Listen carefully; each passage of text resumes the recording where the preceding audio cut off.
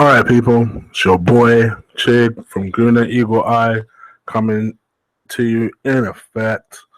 And yeah, it's been an interesting rest. By interesting, I mean not really. Is it just me, or I just don't give two shits about the international break? I really don't.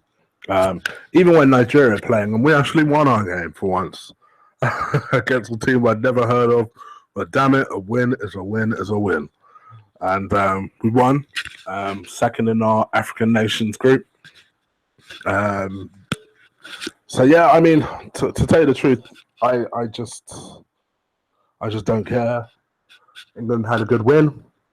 You know, yes, I was born here. Yes, I do support Nigeria. I know that riles a lot of people up, but don't get it twisted. I do like to see England do well. So, kinda ish. so, so yeah, yeah, it was it kind of was what it was. It was the international break.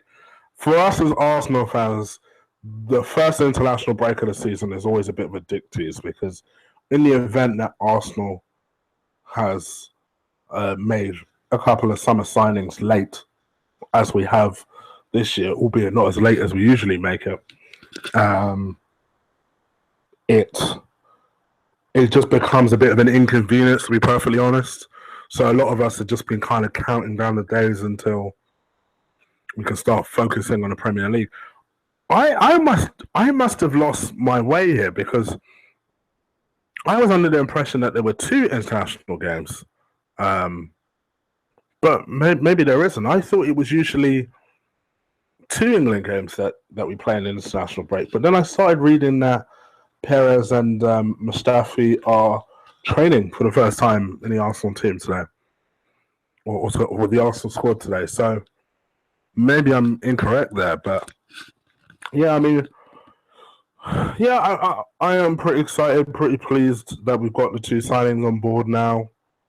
That was, for me, absolutely mandatory that we perform that. And we're kind of at a point now where we're all looking forward to the Arsenal Southampton game. I'll do a preview video for that, so I'll probably tread on a lot of ground that I say here in that video. But I am looking forward to seeing the two signings and just seeing the whole team kind of gel and combine with Xhaka, who was a bad boy in the international break. I am a little worried. I know my mate, so I was kind of speaking to my mates about this on a WhatsApp group, and I am worried about his temper. He does have a lot of bite to him, and I know it's bite we've needed for a long time. You know, we've needed that nastiness since Vieira, really, and he does bring that. But he's also young, and let's be honest, young motherfuckers are stupid. Because I know I was stupid when I was younger, hot-headed, and you're not able to control it as much when you're his age. And he got sent off for Switzerland, and his coach is clearly, he was just like, this guy used to control himself. Like, clearly he's been sent off a couple of times, and he has a lot of disciplinary issues. But we knew that when we were going for him. So I suppose it's of no surprise that happened. But yeah, it kind of is what it is. In terms of Xhaka, you buy what you get. He brings that nastiness into our team. I don't necessarily think we will need that nastiness per se against Southampton, which I know will surprise a lot of people. Well, Southampton were the team who, in my opinion, I must make that clear, delivered us the absolute worst loss or the most heartbreaking loss of last season. Because in my opinion, that was when I knew we weren't winning no damn Premier League title last year. That Boxing Day defeat for me hurt me so badly as an Arsenal fan. I was so devastated as an Arsenal fan to lose that game. Um, so I can't say I'm entirely surprised that we find ourselves where we find ourselves in terms of where we ended up finishing. But now we have an opportunity to extract revenge because, as I said before, people might be surprised that I'm going into it relatively confident and talking relatively confident because, quite frankly, this is not a Koeman Southampton. This is a Southampton who continuously sell their best players. We've been there, Southampton. That's all I can say, Southampton fans. We have been there. They continuously sell their best players, and there's only so many times Southampton are going to be able to perform the trick of selling their best players and maintaining their position. And at the moment, they are certainly not maintaining their position. They've taken 2 points from a possible 9. I can see what their coach is trying to do. Their coach is essentially trying to make them hard to beat. In doing that, you're not really offering much going forward. And that was one thing. Southampton were very expansive last season. They used to press. They pressed you from all sides, and all of their players worked very hard. I don't feel like that's going to happen on Saturday. And I feel like we'll play a team that represents that. For you guys to see what team I predict, do listen to my preview show. That will be dropping on Friday as per usual. But yeah, more than anything, I guess what we're really looking forward to, let's be honest, is seeing how Mustafi and Lucas Perez settle in.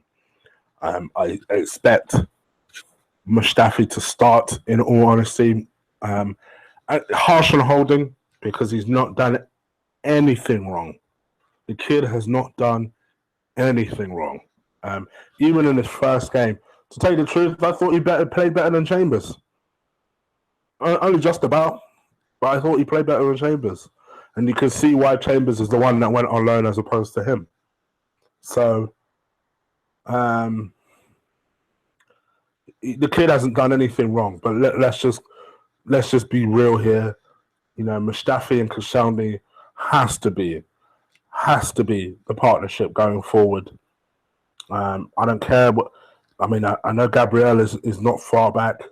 Is due back not in relatively soon. But it has to be the partnership going forward, in my opinion.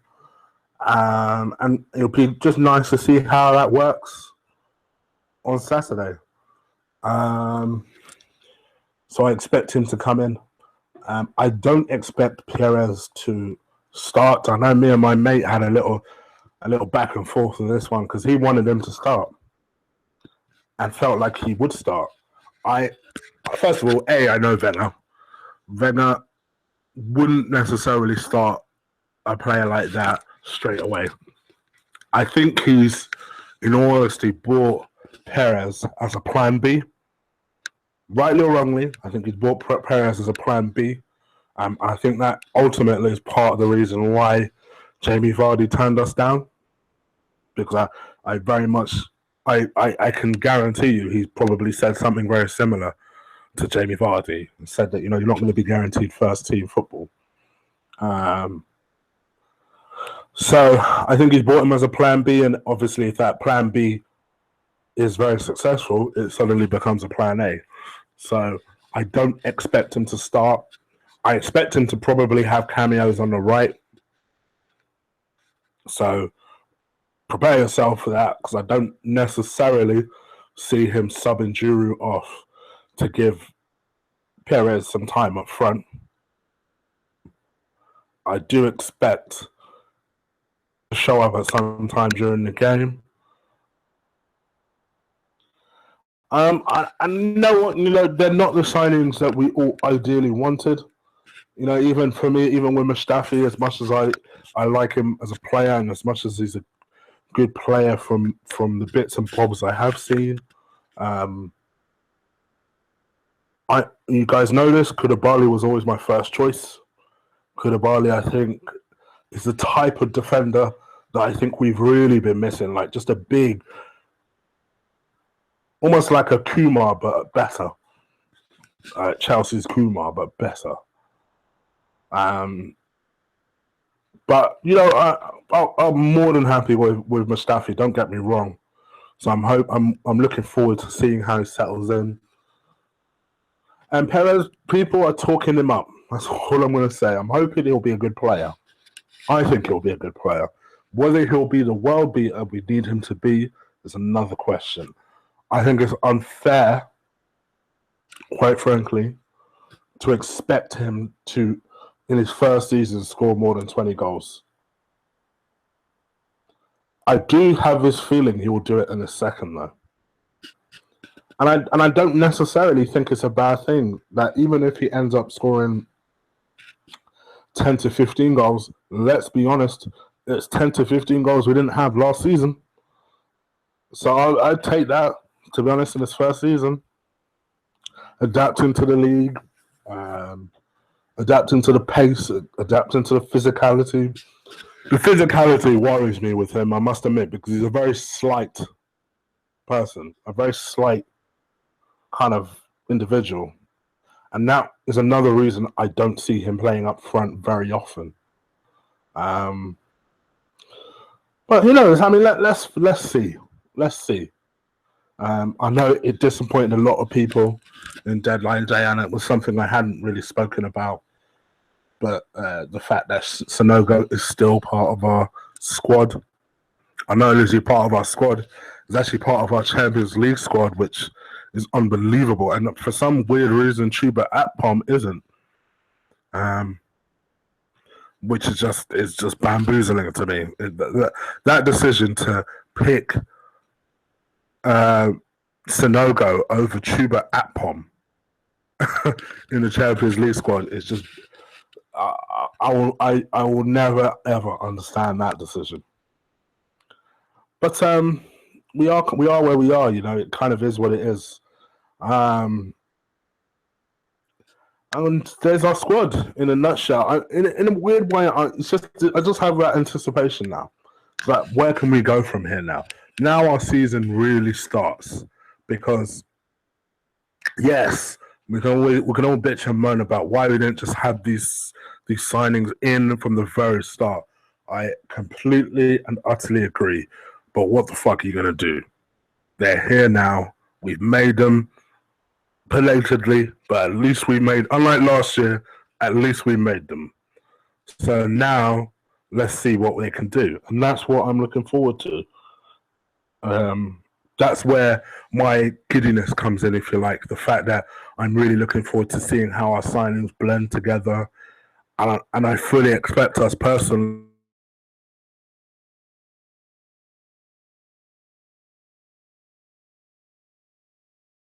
to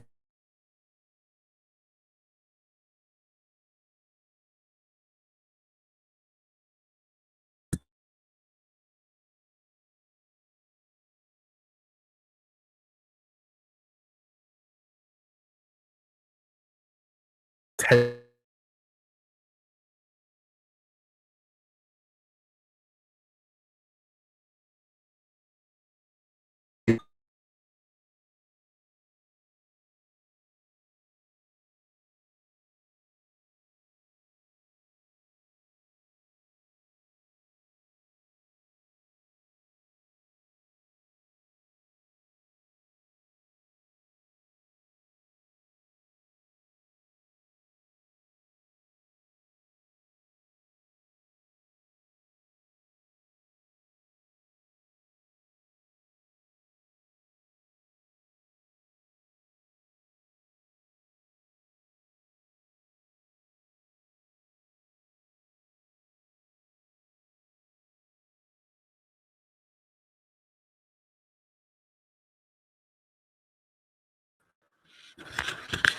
So weirdly, my internet connection disconnected.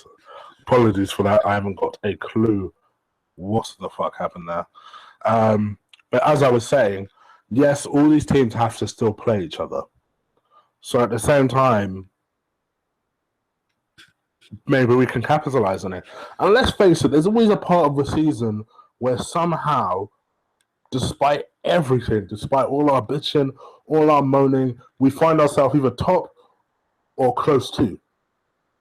And that's the part of the season that I'm looking forward to. Generally, it tends to be, we tend to have a good September, an even better October, and November is where we start to shake. And then December tends to be good, apart from that one dodgy game that seems to just take apart our whole season. January tends to be good because we tend to get through our FA Cup third rounds.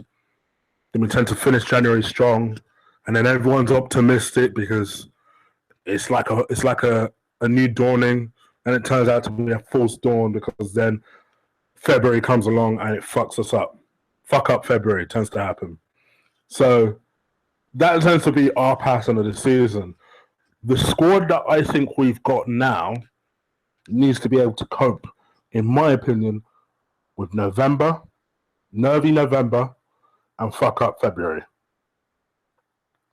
It needs to be able to cope with those months because those are the months. Now, last season aside, generally we tend to finish the season well.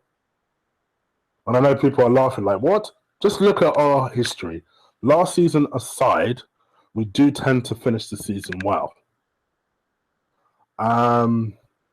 Whether that will happen this year is another question, quite frankly, because it just depends on many things, but I guess it depends on the injuries and the injuries to what players.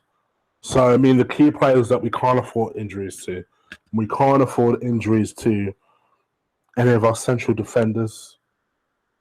So Koscielny, who tends to usually nurse an Achilles, but at least in Koscielny's position now, we have a Rob Holding, who for me is a ready-made Koscielny replacement. We have a Gabriel who at least, hopefully, will be able to step in and do a job when called upon. Big man will be back at some point in around Christmas, so we'll have cover. But I still don't want us to get any key injuries in central defence. We're blessed now, especially to allow Jack to go on a full season-long loan, which is still a touchy subject for a lot of people. It was. I'm talking to you, brother. And so I know that's a lot. I know that's touchy for a lot of people. But I think we're well blessed in the middle. I still want to see us get a nice tight combination of central midfielders and us rotating those central midfielders so that I know Wenger loves him a spot of Ramsey, but you know, if we're playing like a Southampton, I'd like us to play an attacking player next to a Xhaka. And then if we're playing someone like a City or a Chelsea or United, who typically are very powerful in the middle, then let us meet that power by putting an El Nene there, by putting a Coquelin there. You know, that is the options that we have right now. And I love our options. You let Mesut do what Mesut wants to do. Simple as that. Hopefully, we've lit some sort of fire under Walcott and Ox, so they'll continue their good start to the season. Even though Ox had a bit of a weird game last, against Watford, but I think he was playing out of position because he was playing out of position, playing on the left. So hopefully they'll continue their form on the right hand side, whoever starts. And then Alexis can just do what Alexis does, and then Giroud, I no doubt, will do what Giroud does. So I'm optimistic. I'm happy for the season. I like where we're potentially going, and yeah, we'll see what happens. So I kind of had this opportunity to try and reach out to see exactly I wanted to ask people some questions with regards to our team. I actually got a couple of questions in, so I'll answer those questions. So I got a question from I am Gooner 89. Hi, I am Gooner. He said, "Who is my favorite signing out of the ones that we have made?" My favorite signing out of the ones we have made.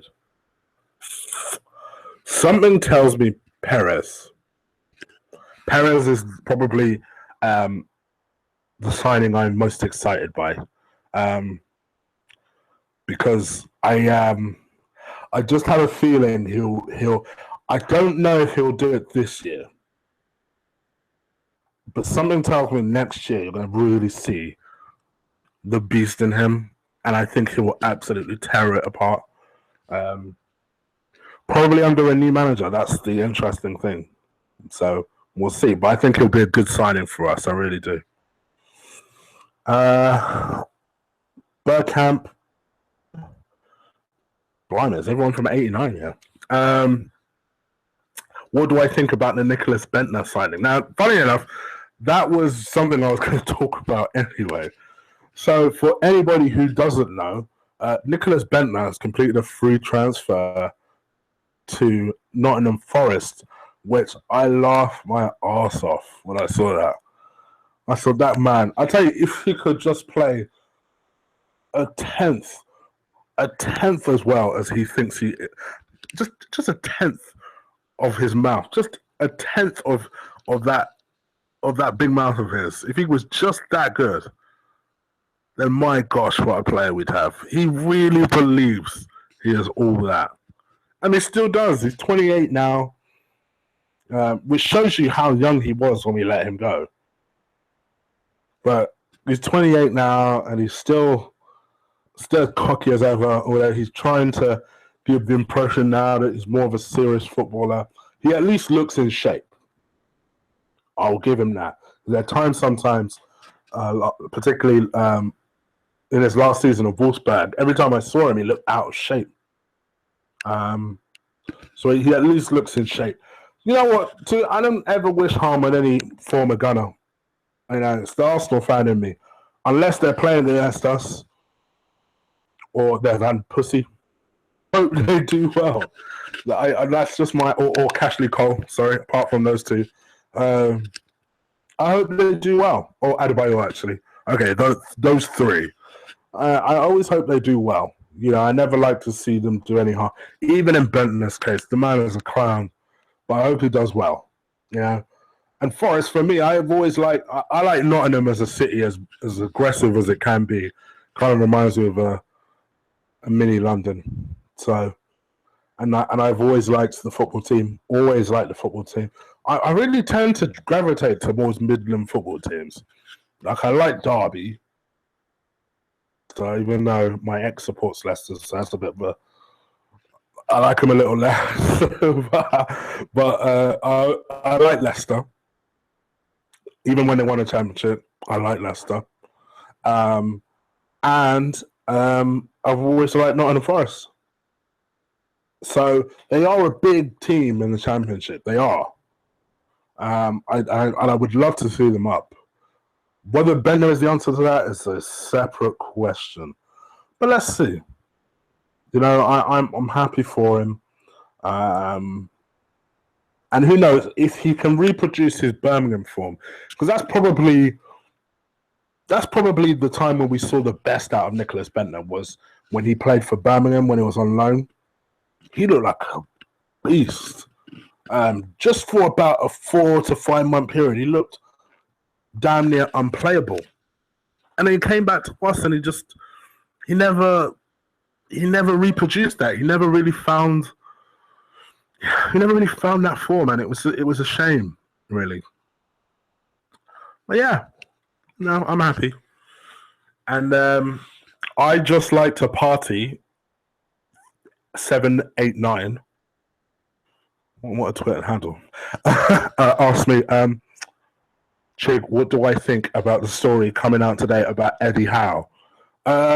So Eddie Howe. So again, if you're living under a rock, there's a story coming out about Eddie Howe and how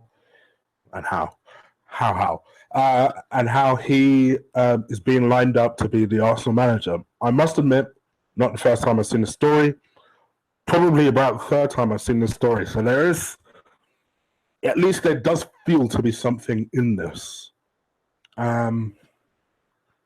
Here's what my take on this story, honestly.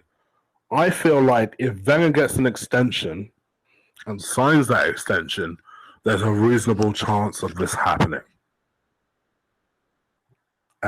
Because I think the board's reasoning will be, well, he's had a little bit more seasoning, a little bit more Premier League experience. He's ready for that challenge. Now, don't get me wrong, people. I like Eddie Howe. I do. There's something about him that I like. You know, I can actually see why the board are looking at him. Forget all this shit about him being an English manager. I'm not looking at it like that. There just seems to be something about him that is made of more steelier stuff. Like when, more so than when people were talking about Owen Coyle as the future Arsenal manager, and I laughed my arse off when I heard that. Funny enough, I've never really laughed my arse off at this. My only worry is that I actually think they may take the risk on Eddie Howe, which is a testament to him in a way, because whereas the Owen Coyle thing, I always laughed at. I never believed it for 1 second. You know, I never shared it with the boys. I never did this. I never did that. Every time I've seen the story, I've shared it with the boys, which is usually my code for I am concerned about this.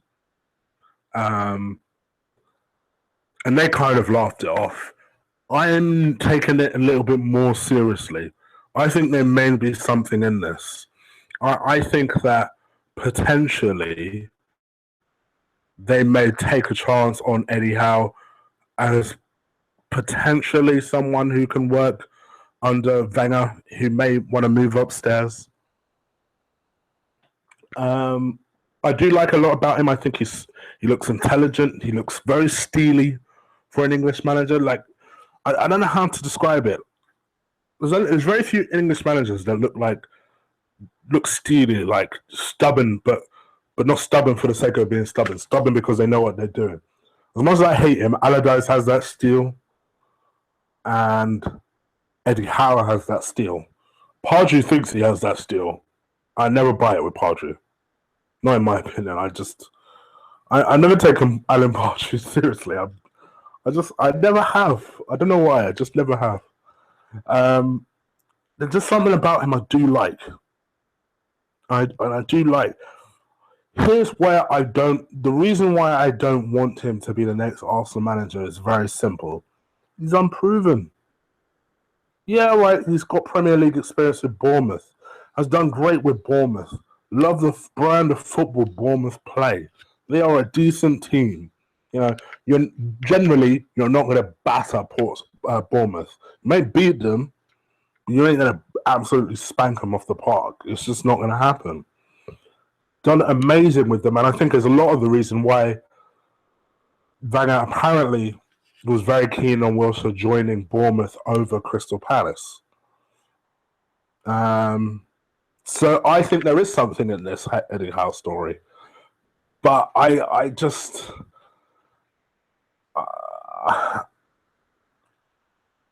I did say that right. I just realised. Did I say Wenger joining Bournemouth? No, I Wilshere. Wenger was very keen on Wilshere joining Bournemouth over Crystal Palace. I'm pretty sure I said it right the first time, but I just wanted to correct myself in case I hadn't. And I do think there is something in the story, but let's be honest. There is, I said it earlier to the boys, there is a universal, and I've heard people say a world of difference. No, there is a universe of difference between Bournemouth and Arsenal. You know? And as much as I like Eddie Howe, imagine the pressure that man would be under if he didn't win his first game. Didn't win his second game. We turn nasty when Wenger does it. Imagine what we'd be like if Eddie Howe did it. It would be David Moyes 2.0 all over again. And for me, I would love to see what Eddie Howe does with Personally, I'd quite like Bilic. So if Bilic was to ever come up manage Arsenal, I know Mems will like that suggestion. Shout out to Mems. If Bilic was to ever come to manage Arsenal, I would quite like to see what Eddie Howe does with a West Ham or a team like that. A team just below us, then I'd be a little bit more convinced. But yeah, not for me. You guys know what my choice is. My choice is, and funny enough, his contract ends just as Wenger's does. It's perfect. It's ideal. He's already come out and said he's not going to extend his contract. I personally think we need a quick answer from Wenger, and once he confirms, go and secure him, and that is Diego Simeone. Without a shadow of a doubt. Absolutely, I think that I don't think he'll be a popular board choice. For the simple reason that these type of people are usually worried about one thing, and that's their brand and their image and things, and consequently their money. So they wouldn't like something that affects their brand of football. Fuck that. If we're winning, trust me, we will be more successful. We will have more money. And I think he's the man to get it out of us. I think I desperately want us to, my mate Jay, I think, is harsh. No, every time I watch Spanish football, I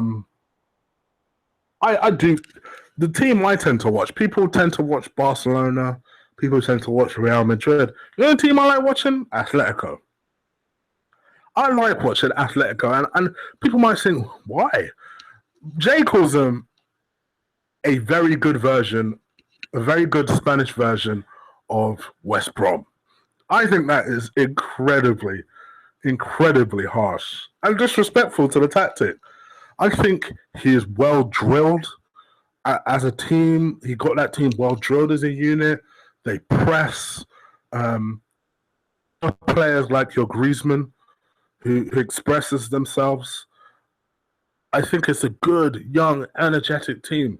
My gosh, for me, if there's one thing I want from an Arsenal team, just one time, is for us to just press a team when we don't have a ball.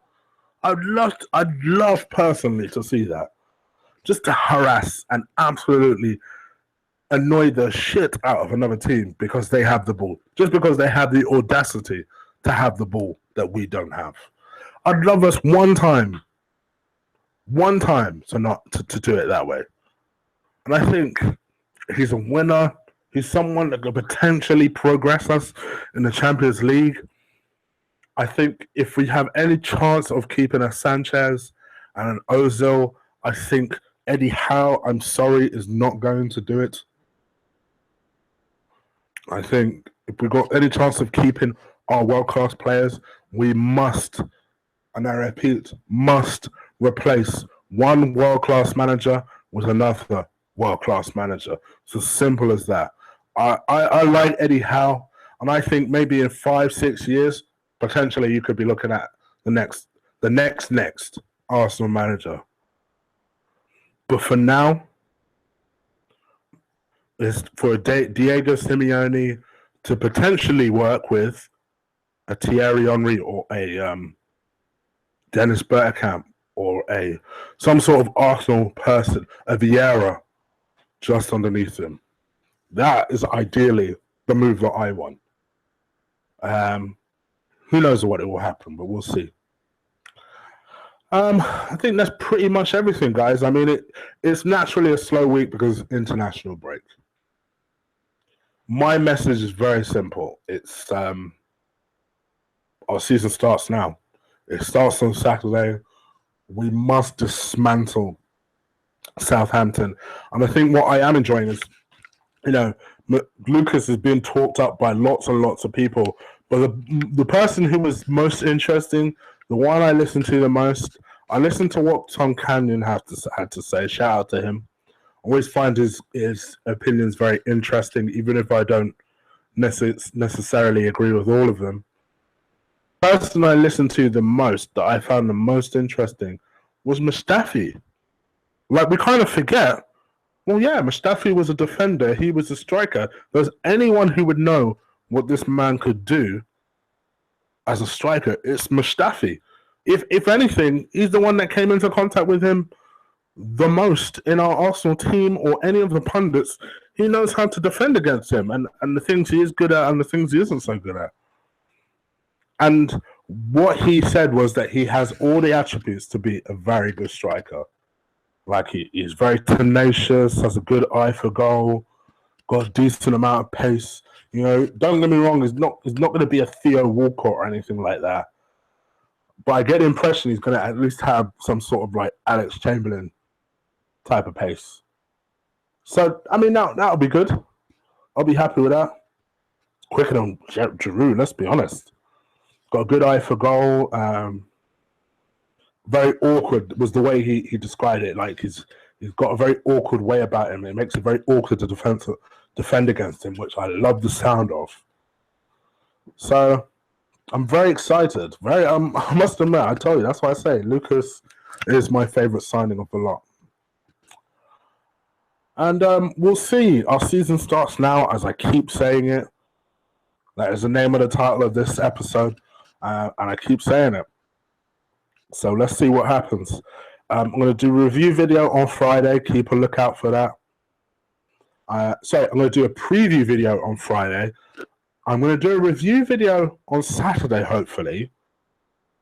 All things being well, and manage this one mic between us both. I'm going to do it with my boy Jay,